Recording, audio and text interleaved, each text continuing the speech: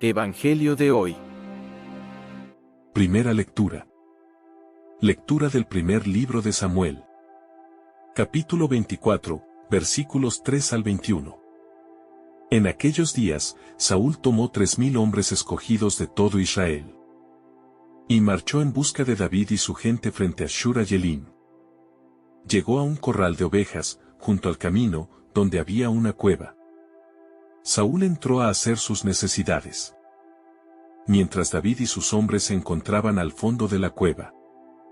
Los hombres de David le dijeron: Este es el día del que te dijo el Señor, yo entregaré a tus enemigos en tu mano. Haz con él lo que te parezca mejor. David se levantó y cortó, sin ser visto, la orla del manto de Saúl. Después de ello, sintió pesar por haber cortado la orla del manto de Saúl. Y dijo a sus hombres: El Señor me libre de obrar así contra mi amo, el ungido del Señor, alargando mi mano contra él. Pues es el ungido del Señor. David disuadió a sus hombres con esas palabras y no les dejó alzarse contra Saúl. Este salió de la cueva y siguió su camino. A continuación, David se levantó, salió de la cueva y gritó detrás de Saúl: «Oh, rey, mi señor». Saúl miró hacia atrás. David se inclinó rostro a tierra y se postró. Y dijo a Saúl: ¿Por qué haces caso a las palabras que dice la gente? David busca tu desgracia. Tus ojos han visto hoy mismo en la cueva que el Señor te ha entregado en mi mano. Han hablado de matarte, pero te he perdonado, diciéndome: No alargaré mi mano contra mi amo, pues es el ungido del Señor. Padre mío, mira por un momento la orla de tu manto en mi mano. Si la he cortado y no te he matado, comprenderás bien que no hay en mí ni maldad ni culpa y que no te he ofendido. Tú, en cambio, estás buscando mi vida para arrebatármela. Que el Señor juzgue entre los dos y me haga justicia. Pero mi mano no estará contra ti. Como dice el antiguo proverbio, de los malos sale la maldad. Pero en mí no hay maldad. ¿A quién ha salido a buscar el rey de Israel? ¿A quién persigues? A un perro muerto, a una simple pulga. El Señor sea juez y juzgue entre nosotros. Juzgará, defenderá mi causa y me hará justicia, librándome de tu mano. Cuando David acabó de dirigir estas palabras a Saúl, éste dijo: ¿Es esta tu voz, David, hijo mío? Saúl levantó la voz llorando. Y siguió diciendo: Eres mejor que yo, pues tú me tratas bien, mientras que yo te trato mal. Hoy has puesto de manifiesto tu bondad para conmigo. Pues el Señor me había puesto en tus manos y tú no me has matado. Si uno encuentra a su enemigo, ¿le deja seguir por las buenas el camino? Que el Señor te recompense el favor que hoy me has hecho. Ahora sé que has de reinar y que en tu mano se consolidará la realeza de Israel. Palabra de Dios. Te alabamos, Señor. Salmo responsorial. Misericordia, Dios mío, misericordia. Misericordia, Dios mío, misericordia. Que mi alma se refugie en ti. Me refugio a la sombra de tus alas mientras pasa la calamidad. Misericordia, Dios mío, misericordia. Invoco al Dios Altísimo, al Dios que hace tanto por mí. Desde el cielo me enviará la salvación. Confundirá a los que ansían matarme.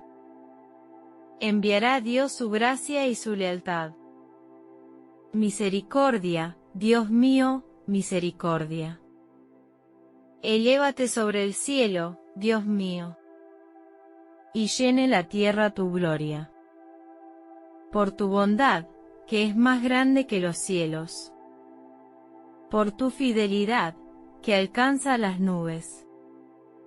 Misericordia, Dios mío, misericordia. Lectura del Santo Evangelio según San Marcos. Capítulo 3, versículos 13 al 19. En aquel tiempo, Jesús, mientras subía al monte, llamó a los que quiso, y se fueron con él. E instituyó a 12 para que estuvieran con él y para enviarlos a predicar. Y para que tuvieran autoridad para expulsar a los demonios. Simón, a quien puso el nombre de Pedro. Удобную для себя позицию жертвы, заявив во всеуслышание, что Квашникова намеренно перегибает палку и слишком сильно. Santiago, el de Zebedeo, y Juan, el hermano de Santiago. A quienes puso el nombre de Boanerges, es decir, hijos del trueno. Andrés, Felipe, Bartolomé, Mateo, Tomás, Santiago, el de Alfeo, Tadeo, Simón, el de Caná, y Judas Iscariote, el que lo entregó. Palabra del Señor. Gloria a ti, Señor Jesús. Reflexión. Queridos hermanos, en el día de hoy, nuestra Iglesia Católica celebra a Santa Emerenciana, mártir romana. Santa Emerenciana vivió en Roma a comienzos del siglo IV, en tiempos de la persecución del emperador Diocleciano. Pertenecía a una familia pagana, pero había entrado en contacto cercano con la fe cristiana, y se preparaba para recibir el bautismo. Su camino hacia Cristo estuvo profundamente marcado por la amistad con Santa Inés, cuya fe y testimonio influyeron decisivamente en su vida. Después del martirio de Santa Inés, Emerenciana acudió al lugar donde se celebraban sus funerales para honrarla y orar junto a los cristianos. En ese momento, un grupo de paganos irrumpió violentamente y comenzó a atacar a los fieles. Mientras muchos huyeron para salvarse, Emerenciana permaneció en el lugar y, con gran valentía, defendió la fe cristiana y denunció la injusticia cometida contra su amiga. Por esta razón fue atacada y apedreada hasta morir. Aunque aún no había recibido el bautismo, la Iglesia la reconoce como mártir, afirmando que su muerte por Cristo fue un verdadero bautismo de sangre. Santa Emerenciana es un ejemplo conmovedor de fidelidad naciente, de valentía y de amor sincero a Cristo, capaz de entregar la vida incluso antes de haber recibido plenamente los sacramentos. También hablamos de San Ildefonso, obispo de Toledo. San Ildefonso nació en el seno de una familia noble visigoda en el siglo VII. Desde joven mostró una gran inteligencia y una profunda inclinación hacia la vida espiritual. Su familia deseaba que siguiera una brillante carrera eclesiástica, pero él, movido por un sincero deseo de humildad y recogimiento, decidió huir de los honores y se refugió en un monasterio, donde abrazó la vida monástica con entrega total. Como monje, se destacó por su disciplina, su vida de oración y su amor profundo a la Virgen María. Fue ordenado sacerdote. Con el tiempo, llegó a ser abad. Su sabiduría y santidad lo llevaron a ser elegido obispo de Toledo, una de las sedes más importantes de la Iglesia en Hispania. Se distinguió por su fidelidad a la doctrina, su celo pastoral y su defensa de la fe católica. San Ildefonso escribió un famoso tratado sobre la virginidad perpetua de María, que tuvo gran influencia en la teología mariana de la Iglesia. La tradición cuenta que, en el año 660, la Virgen María se le apareció y le entregó una casulla como signo de su agrado por su devoción y enseñanza. Con esa casulla, San Ildefonso celebró las grandes fiestas marianas, primero como sacerdote y luego como obispo. Murió en paz, dejando un legado de amor a la Virgen, fidelidad a la Iglesia y servicio humilde. San Ildefonso es recordado como modelo de devoción mariana, sabiduría y entrega pastoral, y su vida sigue inspirando a quienes buscan servir a Dios, con un corazón sincero y fiel. Pasemos ahora a la primera lectura. Nos situamos hoy en el silencio cargado de tensión de las cuevas de Engadí, un lugar inhóspito donde el polvo y la oscuridad sirven de refugio a un David que vive como un fugitivo, siendo perseguido por aquel a quien un día sirvió con arpa y con espada. Es en este escenario de precariedad donde surge la tentación más sutil esa que no se presenta con aspecto de pecado, sino con la apariencia de una solución justa y definitiva a todos los sufrimientos. Pues el rey Saúl, cegado por su obsesión, entra solo en la misma cueva donde David y sus hombres se esconden, quedando completamente vulnerable ante aquellos que juró destruir. Debemos imaginar por un momento el murmullo de los soldados de David, hombres que han sufrido el destierro, el hambre y el miedo junto a su líder, quienes ven en esta coincidencia una señal inequívoca del favor divino, diciéndole al oído que ha llegado el día que el Señor le prometió, el día de poner la mano sobre el enemigo y hacer con él lo que le plazca. Esta es la gran prueba del desierto, la prueba de la oportunidad fácil, donde se nos invita a pensar que el fin justifica los medios y que, si alguien nos ha hecho daño, tenemos el derecho sagrado de devolverle el golpe, ahora que la vida nos lo pone en bandeja, disfrazando nuestra sed de venganza con un lenguaje de justicia, o incluso de voluntad de Dios. David se encuentra en esa frontera peligrosa, donde un solo movimiento de su brazo podría terminar con años de persecución. Podría darle la corona de inmediato y devolver la paz a sus seguidores. Pero es precisamente aquí donde se revela la talla espiritual del futuro rey de Israel, porque el desierto no solo prueba la resistencia del cuerpo, prueba que saca a la luz lo que realmente habita en el fondo del alma. La tentación de David es la misma que nosotros enfrentamos, cuando tenemos la oportunidad de dejar mal a quien nos ha criticado, cuando podemos revelar un secreto de quien nos traicionó, o cuando simplemente podemos dar la espalda a quien un día nos la dio a nosotros, sintiendo ese placer amargo de la revancha, que el mundo tanto aplaude pero que el cielo tanto lamenta. En esa oscuridad, David se levanta y se acerca sigilosamente a Saúl, y en ese trayecto se libra la batalla más importante de su vida, una batalla que no se gana con flechas, sino con el dominio de los propios impulsos, demostrando que el hombre que es capaz de gobernarse, asimismo es más poderoso que el que conquista ciudades enteras. La oportunidad de la venganza es, en realidad, una invitación a convertirnos en aquello que odiamos, porque si David hubiera matado a Saúl en la cueva, habría demostrado que no era diferente al rey tirano, perdiendo en un segundo toda la autoridad moral que Dios le había concedido a través del sufrimiento y de la espera paciente. Por eso, recordándonos que Dios permite a veces que nuestros perseguidores queden a nuestro alcance, no para que los destruyamos, parece que demostremos de qué espíritu estamos hechos, y para que comprendamos que la verdadera victoria no consiste en ver caer al enemigo, consiste en no caer nosotros en la trampa del odio que él mismo ha sembrado. David nos enseña que el tiempo de Dios tiene sus propios ritmos, y que arrebatarle el juicio a la providencia es una forma de soberbia que solo trae más sangre y más dolor, pues el reino que se conquista mediante el crimen nace herido de muerte, por la misma violencia que lo engendró en la penumbra de una cueva. Contemplamos ahora el momento en que David, tras haberse acercado con el sigilo de un cazador al borde del manto de Saúl, realiza un gesto que para muchos parecería insignificante, pero que en el mundo del espíritu tiene una trascendencia absoluta, pues al cortar aquel trozo de tela, nos dice el texto sagrado que el corazón de David le golpeó el pecho con fuerza.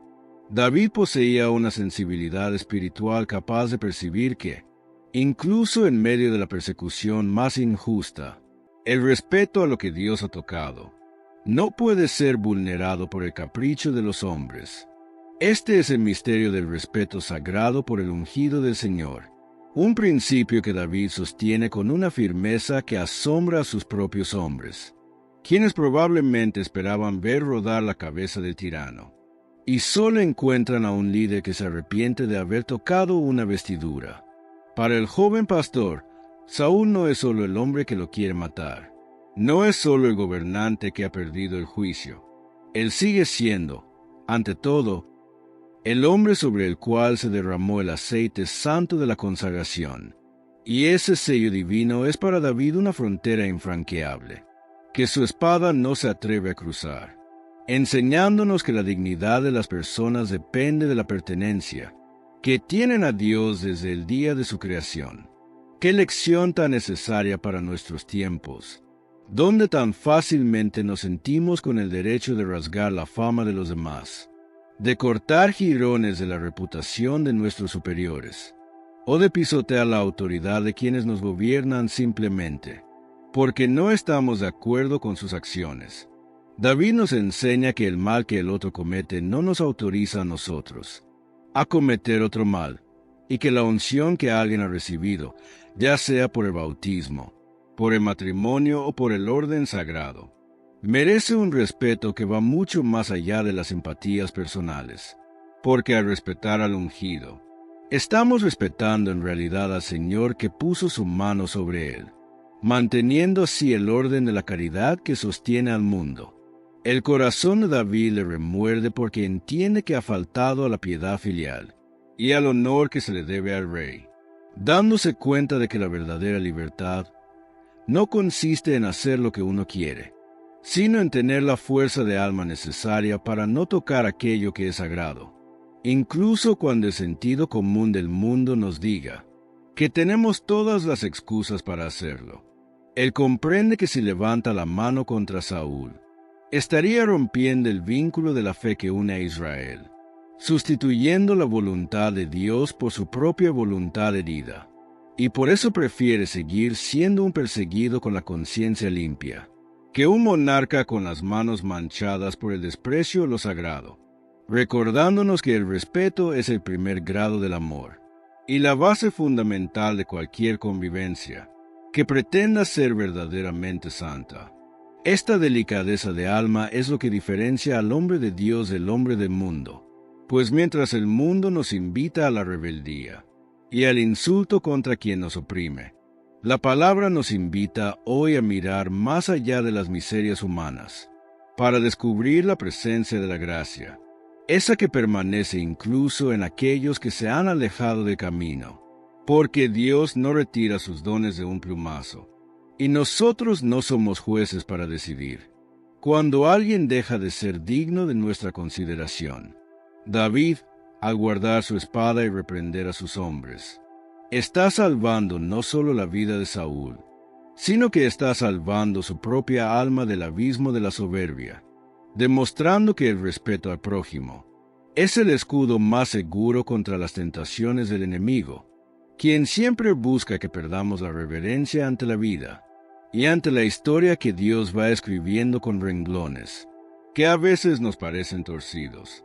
Estamos llamados a examinar cómo tratamos a aquellos que tienen autoridad sobre nosotros, como hablamos de quienes nos han fallado, y cuánto cuidado ponemos en no herir la dignidad de nuestros hermanos, sabiendo que cada vez que cortamos el manto de la reputación ajena, estamos hiriendo también el corazón de Cristo, quien se identifica con cada uno de sus ungidos. Que la inquietud de David sea nuestra propia inquietud, para que nunca nos acostumbremos a la falta de respeto ni a la burla. Que sepamos mantener siempre esa distancia sagrada que nos permite ver en el otro, a pesar de sus sombras y de sus persecuciones, a un hijo de Dios que todavía está bajo el cuidado de la providencia, esperando el momento en que la gracia pueda hacer su obra de restauración definitiva. David se postra en tierra ante el mismo hombre que busca su sangre, y levanta su voz con una humildad que desarma cualquier ejército. David llama a Saúl, mi señor y rey, y lo hace con un respeto que no es fingido, mostrándole aquel trozo de tela que cortó en la penumbra, como una prueba irrefutable de que su mano no busca el mal, pues si pudo cortar el manto, bien pudo haber cortado la vida, pero prefirió la lealtad antes que la revancha. En este discurso, David apela al juicio del Altísimo, dejando claro que no es el quien debe juzgar a Saúl, es el Señor sea el juez entre ambos, lo cual nos enseña una lección de una mansedumbre extraordinaria, ya que renunciar a defenderse con violencia es el acto más sublime de fe en la justicia divina, esa que siempre termina por poner cada cosa en su lugar, sin necesidad de que nosotros manchemos nuestro espíritu con el rencor.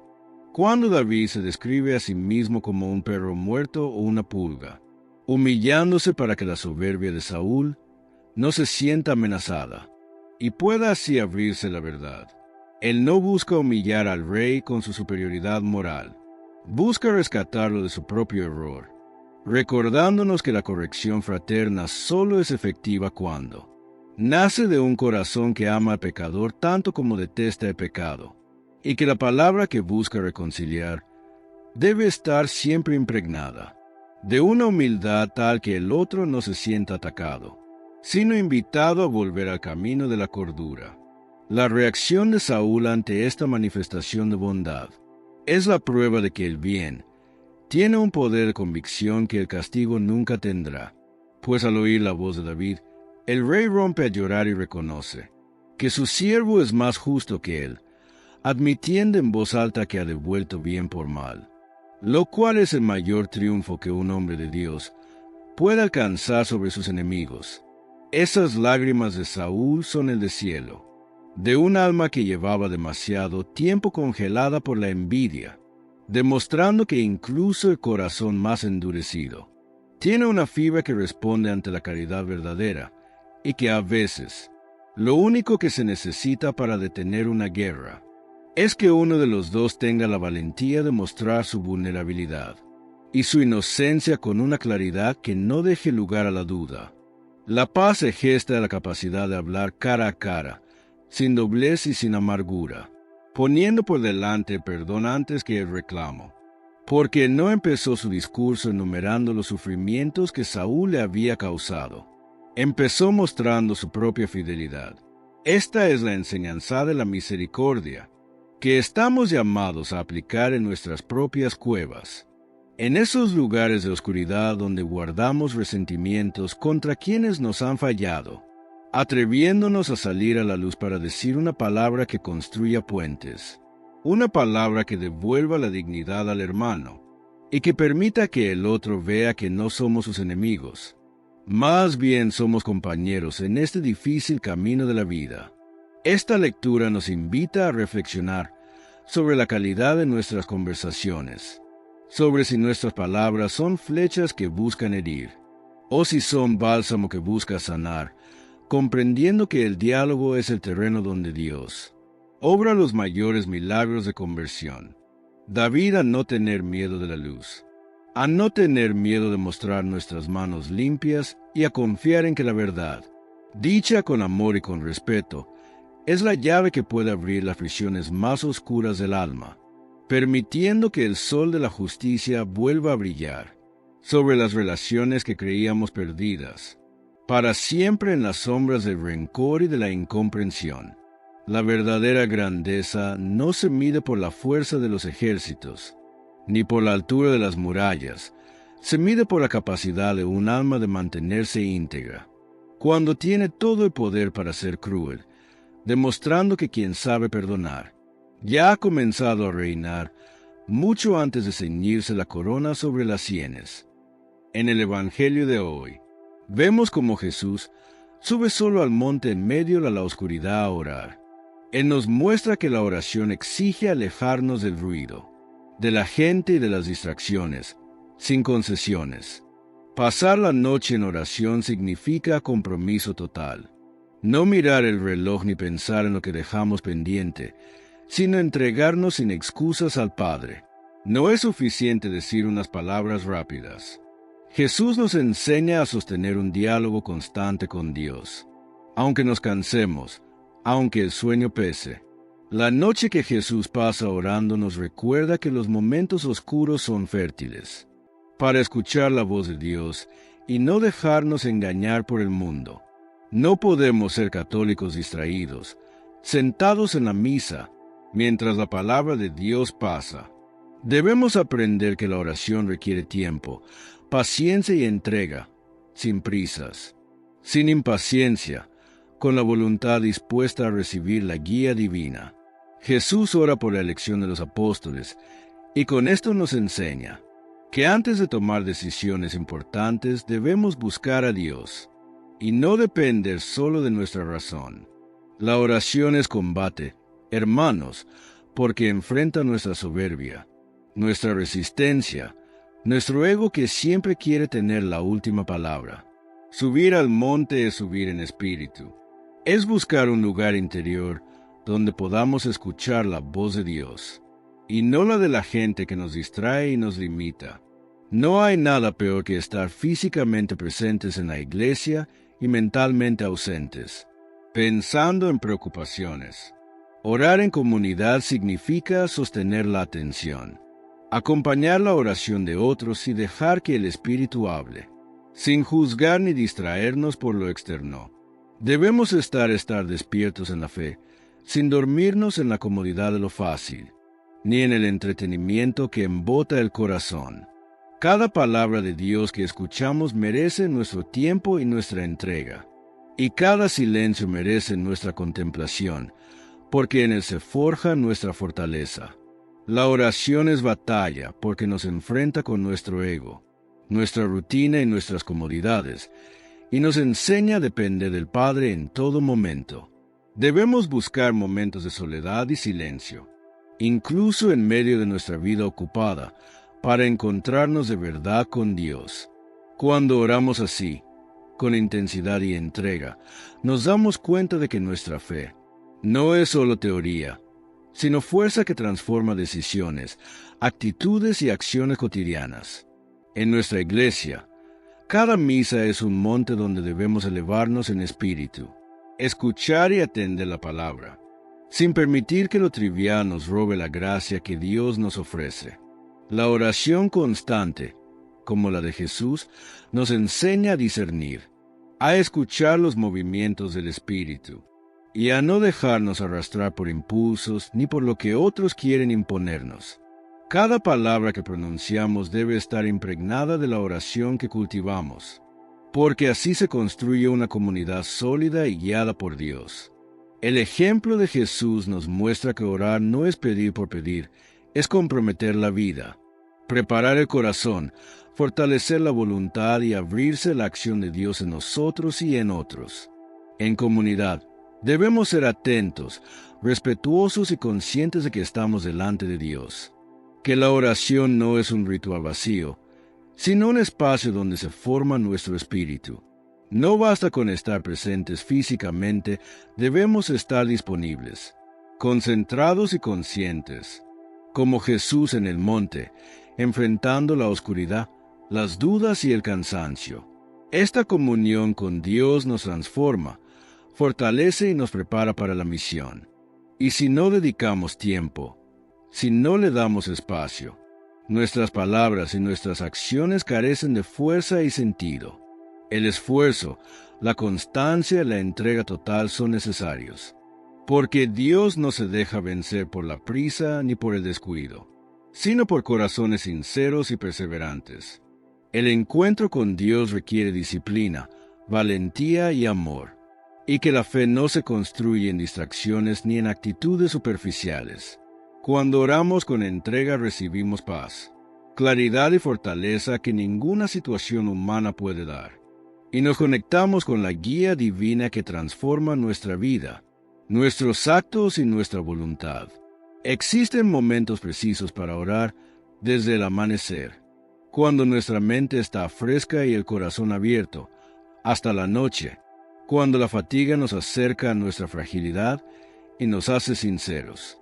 Orar en la mañana fortalece nuestro espíritu para enfrentar los retos, y la oración nocturna nos permite rendir cuentas, liberar cargas y agradecer incluso lo más pequeño que Dios nos ha dado. Si sentimos que Dios no escucha nuestra oración, no es un rechazo, sino una invitación a perseverar, a profundizar, a cuestionar con respeto y a buscarlo con mayor intensidad. Cuestionar a Dios no es rebeldía, es sinceridad, es abrir nuestro corazón sin máscaras, es expresar dudas, miedos y frustraciones, confiando en que Él comprende más allá de nuestras palabras. Cuando los padres oran por sus hijos, se construye un escudo de protección, se invoca la guía divina, y se fortalece la relación espiritual entre la familia y Dios. sembrando fe y esperanza en futuras generaciones. La oración nos enseña a ver el mundo con los ojos de Dios, a actuar con justicia y compasión, y a no depender solo de nuestras fuerzas, que son frágiles y limitadas. La oración es un diálogo, no un monólogo, un encuentro donde Dios habla, y nosotros escuchamos, y donde nosotros hablamos y Dios nos escucha. Cada palabra que dirigimos al Señor tiene un peso, un sentido y una intención que Él conoce mejor que nosotros mismos. Este diálogo es de doble vía, y a veces escuchamos su respuesta en silencio, en signos pequeños, en momentos que no esperábamos. No siempre comprendemos lo que Dios nos dice, ni cómo responde nuestras súplicas, y eso nos provoca dudas o incomodidad. Muchas veces pedimos algo con urgencia o intensidad, pero no aceptamos lo que Dios nos entrega, porque no coincide con nuestras expectativas. Nos rebelamos contra la providencia, cuestionamos su amor, y olvidamos que Él siempre actúa, desde la perspectiva de un Padre que nos conoce mejor que nosotros mismos. Dios sabe lo que nos conviene, incluso cuando no estamos de acuerdo, incluso cuando nuestra mente humana no puede comprender el plan divino. Aceptarlo no es resignación, sino confianza. Es reconocer que aunque no entendamos, Él está obrando en nuestra vida para nuestro bien. La respuesta de Dios puede llegar de manera inesperada, silenciosa o incluso a través de pruebas que nos transforman y que revelan su amor de manera profunda. Cuando no recibimos lo que pedimos, no significa que Dios no nos escucha, sino que Él nos da lo que necesitamos, no lo que queremos. Aceptar la voluntad de Dios requiere humildad, madurez y fe, porque nos libera de la ansiedad de controlar todo y nos enseña a confiar en su tiempo perfecto. Este diálogo también nos enseña a escuchar, porque muchas veces nos centramos en hablar y nos olvidamos de recibir la guía que Dios nos ofrece. Escuchar a Dios implica silencio, atención y disposición para actuar según su consejo, aunque no sea lo que imaginábamos. Al comprender que la oración es diálogo, comenzamos a reconocer los regalos invisibles que recibimos cada día y que no siempre identificamos. Dios habla por medio de la conciencia, de los consejos de otros, de la Escritura, de experiencias que nos forman y nos corrigen, y debemos prestar atención. El aceptar su voluntad nos permite soltar cargas, frustraciones y miedos. Cuando Jesús terminó su diálogo en oración con el Padre, se preparó para actuar con plena conciencia de su misión.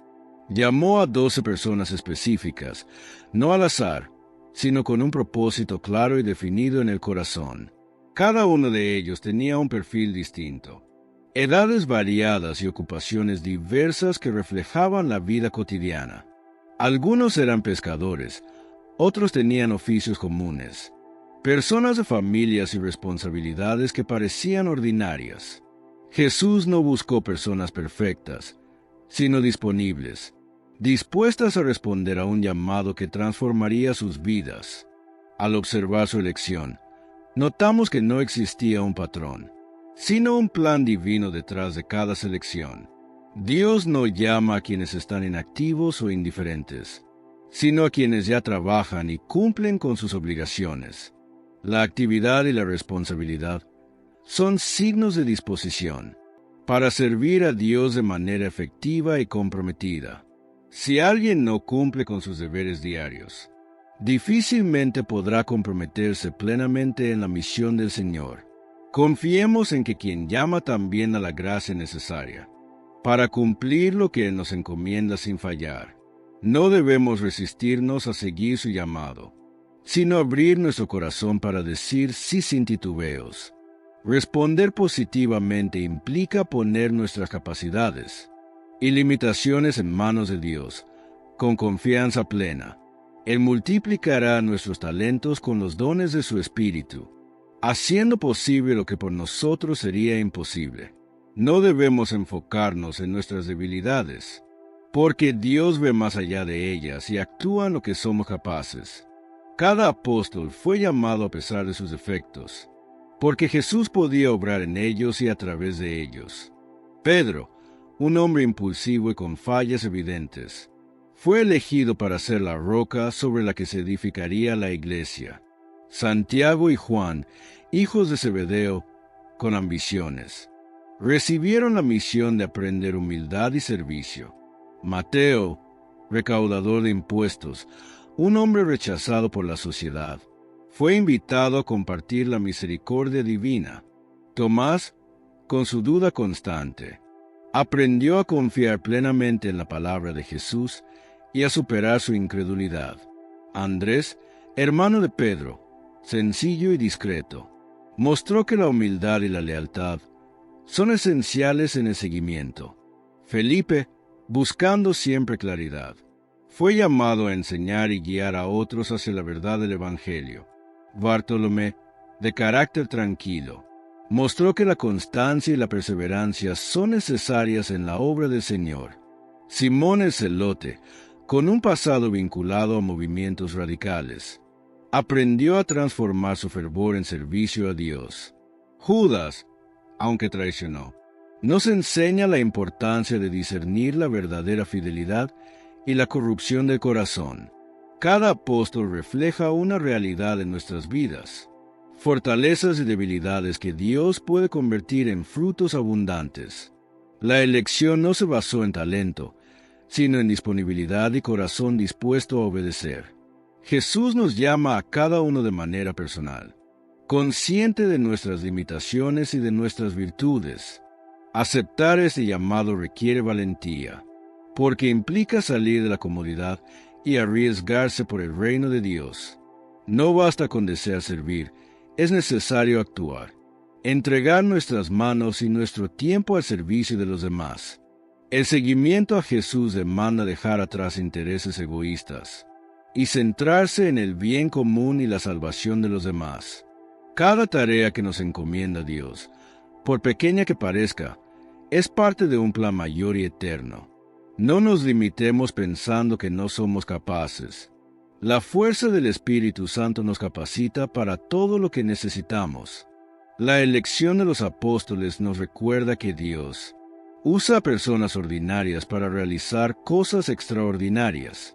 Cada uno tenía un mundo propio, familiares, trabajo y rutinas, pero Jesús decidió dejarlo todo por un bien mayor.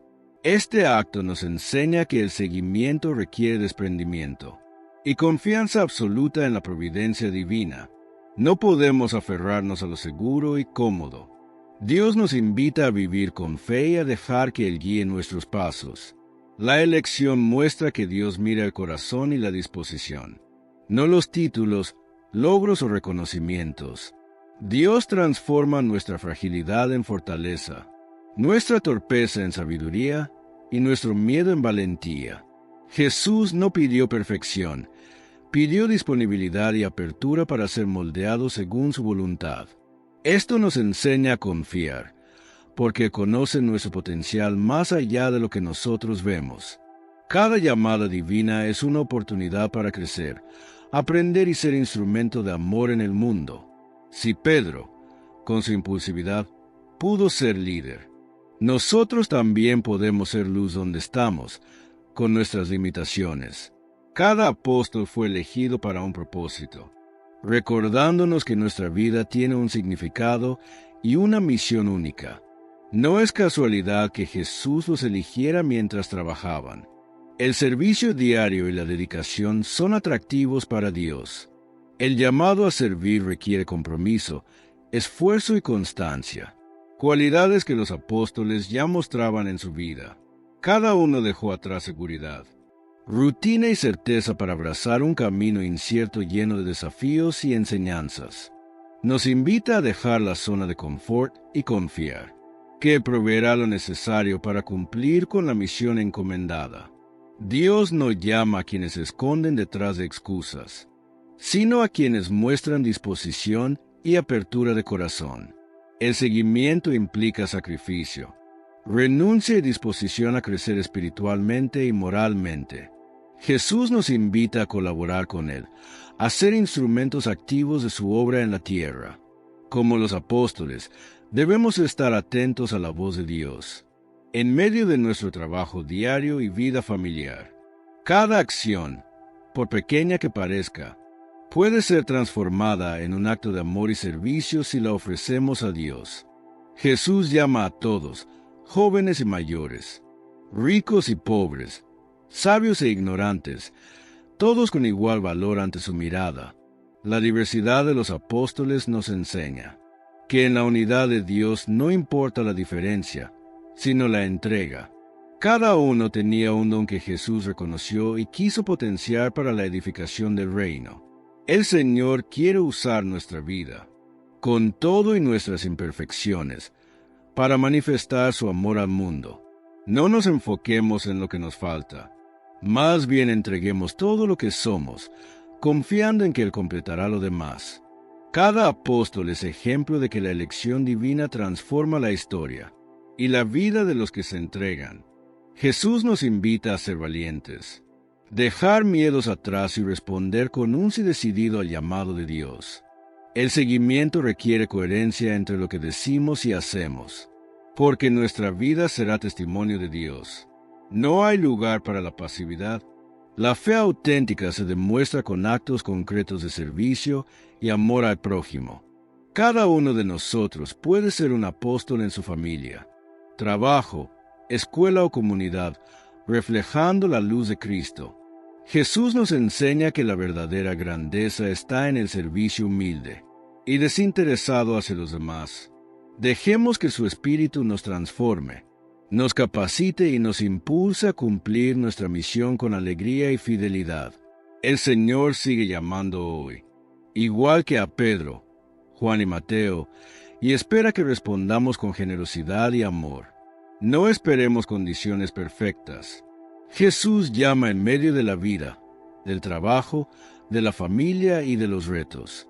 Como los apóstoles, aceptemos la invitación a dejar atrás lo que nos ata y seguir a Cristo con confianza absoluta. Este versículo nos enseña que la clave para mantenernos firmes en el mundo es atender y acoger la voz del Señor. Su palabra, suave y reconfortante, nutre y sostiene nuestra humanidad, llenando los vacíos y ofreciendo consuelo en los momentos difíciles. La habilidad para escuchar y reconocer la voz divina es crucial para nuestra vida espiritual, ya que nos guía y fortalece en nuestra jornada de fe. Escuchar atentamente la voz del Señor es un mensaje constante en todos los evangelios, un llamado que Jesús repite una y otra vez. Él nos ha advertido que el que tenga oídos para oír, que oiga, pero a veces, a pesar de tener los oídos abiertos, elegimos no escucharlo. Esto sucede porque estamos inmersos en el ruido del mundo, en las preocupaciones y distracciones que nos alejan de Dios. El pecado también nubla nuestra percepción espiritual, cerrando el canal necesario para recibir su guía y consuelo. Nos dejamos atrapar por invitaciones y placeres que desvían nuestro corazón del camino verdadero que Jesús nos propone. Sin embargo, Dios no nos abandona. Él nos ofrece la iglesia y sus sacramentos para purificar nuestros sentidos y abrir nuestra alma. Los sacramentos limpian nuestro interior y nos permiten percibir con claridad la voz de Dios. El oído espiritual se fortalece cuando vivimos en oración y silencio, apartándonos del bullicio que nos distrae de lo esencial. Es necesario aprender a hacer espacio en nuestra vida para escuchar, meditar y discernir cada palabra de Dios. Cuando escuchamos, nuestro corazón se calma y nuestras decisiones se alinean con su voluntad, encontrando paz y dirección. Dios habla con suavidad, de manera sutil, y requiere que estemos atentos y con humildad para reconocer su guía. No se trata de un ruido estridente, sino de un murmullo constante que nos llama a amar, perdonar y servir con fidelidad. Ignorar esta voz nos conduce a perder el rumbo, a caer en caminos de confusión y en decisiones que dañan nuestra alma. Por eso es vital entrenar nuestro corazón, para distinguir entre lo que nos ofrece el mundo y lo que nos propone Dios. La oración diaria, la lectura de la Escritura y la participación en los sacramentos nos afinan para percibir esa voz con claridad. Escuchar la voz de Dios no es un acto pasivo, sino una disposición activa de entrega, atención y obediencia. Cuando abrimos el corazón, Dios nos habla en los detalles cotidianos, en los desafíos, en los encuentros con los demás. Su voz nos alienta a perseverar, nos corrige con amor y nos inspira a vivir con coherencia y fidelidad. A veces, esa voz llega a través de otra persona. Un consejo, un gesto de ternura o una palabra de aliento que no podemos ignorar. Debemos aprender a reconocer su presencia en todo, porque Dios actúa de manera constante y sorprendente en nuestra vida. El silencio interior se vuelve entonces un instrumento para escuchar más claramente, y nuestra fe se fortalece. No podemos permitir que el ruido del mundo nos adormezca, porque la voz de Dios requiere atención y disposición para ser oída. Es un llamado a la vigilancia, a estar atentos a su acción en nuestra vida, a responder con prontitud y fidelidad. Cada día, la voz de Dios nos invita a crecer en amor, a reconciliarnos con nosotros mismos y con los demás. Cuando respondemos a su voz, nuestra vida se transforma y se convierte en un testimonio de su presencia y bondad. No dejemos pasar la oportunidad de escuchar, porque cada palabra de Dios tiene poder para sanar, guiar y fortalecer. La voz divina nos enseña a discernir entre lo que es pasajero y lo que es eterno, entre lo superficial y lo esencial. Al escuchar, encontramos dirección para nuestras decisiones y claridad en medio de la confusión y los desafíos. Es un regalo que debemos cuidar, cultivando la sensibilidad espiritual y evitando distraernos con lo que nos aleja de Dios. La disciplina espiritual nos permite entrenar el oído del alma, reconociendo su guía incluso en los momentos difíciles. Escuchar la voz de Dios requiere humildad, porque nos llama a corregir errores, a abandonar hábitos dañinos y a vivir con rectitud. Cada día es una oportunidad para sintonizar nuestro corazón con su palabra y permitir que su espíritu nos guíe. La Iglesia nos acompaña en este proceso, enseñándonos a reconocer su voz en la oración, en los sacramentos y en la comunidad. Cuando nos dejamos instruir por Él, la vida cobra sentido. Las decisiones se alinean con la verdad y la paz inunda nuestro ser. Debemos ser perseverantes, porque escuchar a Dios no siempre es fácil. Requiere paciencia, atención y una disposición constante. No se trata de oír palabras externas, sino de percibir su influencia, su consejo y su impulso para actuar correctamente. A veces, la voz de Dios llega en forma de intuición, de convicción interna o de un sentimiento profundo que nos mueve. Ignorar esos signos nos aleja de su voluntad, mientras que atenderlos nos acerca a la plenitud de vida que Él desea para nosotros. El Señor nos habla para que no caminemos a ciegas, para que no nos dejemos arrastrar por corrientes de egoísmo o indiferencia. Su voz es luz en medio de la oscuridad, guía en medio de la confusión y fuerza cuando nos sentimos débiles o desanimados. Debemos abrir nuestro corazón cada mañana y cada noche, listos para escuchar lo que Dios quiere decirnos. No basta con decir que creemos. Debemos estar atentos, con oídos y corazón abiertos, dispuestos a actuar según su voluntad. Escuchar a Dios es un acto de amor y obediencia, que transforma nuestra vida y nos hace instrumentos de su gracia. Cada palabra de Dios, cuando la acogemos, fortalece nuestra fe, ilumina nuestro camino y nos hace más sensibles a su presencia. Debemos cultivar el hábito de la atención, evitando dispersarnos con lo trivial y concentrándonos en lo que nos acerca a Él. El discernimiento se desarrolla escuchando su voz y comparando nuestras decisiones con su palabra, buscando siempre hacer el bien.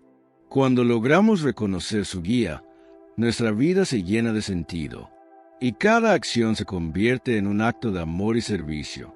Escuchar la voz de Dios requiere valentía, porque muchas veces nos invita a cambiar, a renunciar a costumbres y a dar pasos de fe. La recompensa es grande, porque quien oye y sigue a Dios encuentra paz, dirección y propósito en cada aspecto de su vida. No permitamos que el ruido del mundo nos haga sordos, sino aprendamos a discernir y priorizar lo eterno sobre lo pasajero. Escuchar es también confiar, dejar que su palabra transforme nuestro pensamiento, nuestro corazón y nuestra conducta. Cada momento de atención a Dios nos acerca más a Él y nos permite vivir con autenticidad y coherencia espiritual. Por eso, hagamos del silencio, la oración y la reflexión cotidiana espacios para percibir con claridad su voz. Escuchar a Dios no es un lujo, sino una necesidad, una guía indispensable para mantenernos firmes y crecer en fe.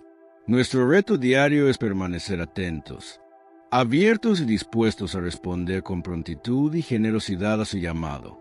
Que nuestra vida se convierta en un testimonio de lo que significa escuchar y actuar según la voz de Dios. Aceptemos su invitación con alegría, dejando que su palabra ilumine nuestro camino y transforme nuestro corazón. Cada día es una nueva oportunidad para aprender a oír y seguir la voz que nos conduce a la vida eterna. No ignoremos este llamado, porque en la escucha atenta está la fuerza. Amén. Por último, vamos a leer algunos de sus comentarios. Rosa pide oración por la familia Mitma, por su hijo Joaquín en su último año de colegio, por la salud de su abuelita Zenaida y por los ancianos abandonados. Hermana Rosa, presentamos a la familia Mitma ante Dios. Que el Señor guíe a Joaquín en este último año de colegio, le dé sabiduría y lo encamine por el bien. Pedimos también por la salud de Zenaida, que el Señor la fortalezca en medio de la artritis. Y abrazamos en oración a todos los ancianos abandonados, para que Dios les conceda consuelo, dignidad y compañía. Marisol da gracias a Dios y pide protección para sus hijos y nietos. Hermana Marisol, damos gracias junto a ti por todo lo recibido.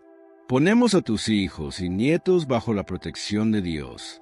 Que el Señor los cuide, los libre de todo peligro y los acompañe cada día con su presencia amorosa.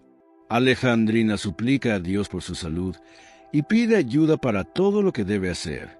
Hermana Alejandrina, presentamos tu cansancio y tu necesidad de salud ante el Señor. Que Dios te fortalezca, renueve tus fuerzas y te conceda el descanso y la salud que necesitas para seguir adelante. Él conoce tu corazón y no te dejará sola. María Leticia pide oración por la salud de Samuel Ramos, que está hospitalizado. Hermana María Leticia, ponemos a Samuel Ramos en las manos sanadoras de Dios. Que el Señor lo visite en el hospital, lo fortalezca y le conceda pronta recuperación. Que su familia sienta paz y esperanza en este momento. Rosaura pide oración por su madre, que falleció recientemente. Hermana Rosaura, presentamos el alma de tu madre ante la misericordia de Dios. Que el Señor le conceda el descanso eterno y la reciba en su paz. Que a ti te regale consuelo, fortaleza y esperanza en medio del dolor. Juana pide oración por la salud de su madre. Hermana Juana, ponemos la salud de tu madre en las manos de Dios. Que el Señor la fortalezca, la sane si es su voluntad y la cubra con su amor.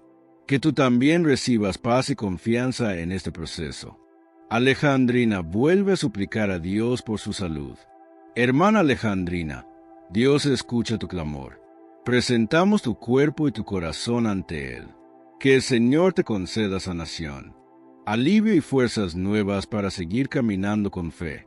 María pone en oración a la familia Pedraza Sánchez, a sus hijos, nietos, bisnietos, a sus padres difuntos y a todos los enfermos. Hermana María, presentamos a toda la familia Pedraza Sánchez ante Dios. Que el Señor bendiga a hijos, hijas, nietos y bisnietos. Pedimos descanso eterno para Beatriz Sánchez y Manuel Pedraza, y salud para todos los enfermos. Que la paz de Dios cubra a toda tu familia. Magdalena pide por su hijo Luis, que está fuera de casa, para que regrese con su familia y pueda resolver sus deudas. Hermana Magdalena, ponemos a tu hijo Luis en manos del Señor. Que Dios lo proteja donde esté, le abra caminos, le ayude a ordenar su vida y le conceda regresar pronto con su familia. Que la providencia divina actúe en su situación. Josefina entrega su soledad a Dios y pide bendiciones para el nuevo año. Hermana Josefina, presentamos tu soledad ante el Señor. Que Dios llene tu corazón con su presencia y te haga sentir acompañada.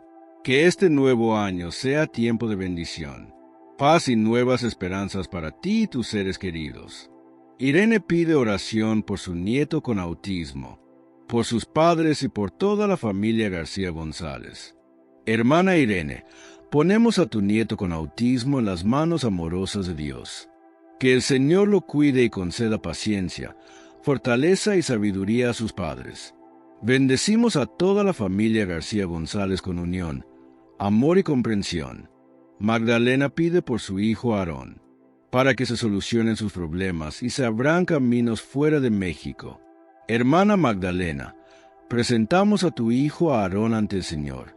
Que Dios ordene sus dificultades, le abra puertas y lo guíe por caminos de bien.